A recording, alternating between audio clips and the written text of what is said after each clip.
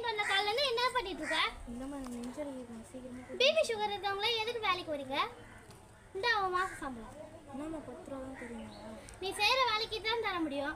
எதுக்கு தான் BP sugar வச்சிருக்கவங்களா வராங்களா வேலைக்கு? கடைக்காரரே சீக்கிரம் காமிங்க. இந்த டிசைன் நல்லா இருக்கு, இதே எடுத்துக்க.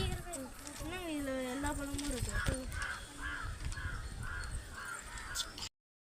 அப்பாட தங்கச்சி குடிச்சது எப்படியோ வாங்கியாச்சு. தங்கச்சி தங்கச்சி என்னம்மா பழைய பேப்பரில் எழுதிட்டு இருக்க? நம்மள்ட்டே புது நோட்டு வாங்க காசு இல்லைன்னா அதனால தான் பக்கத்து வீட்டில் கிழிச்சு போட்ட பேப்பரை வச்சு எழுதிட்டு இருக்கேன்.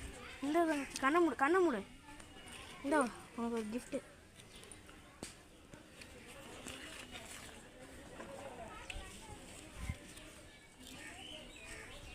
நம்மள்ட்ட இருக்கிற கஷ்டத்தில் எதுக்குறோம் இந்த கோல்டுலாம்? எனக்கு நான் எவ்வளோ கஷ்டப்பட்டாலும் பரவாயில்ல, உனக்கு பிடிச்சிருக்குல்ல அது போதும்.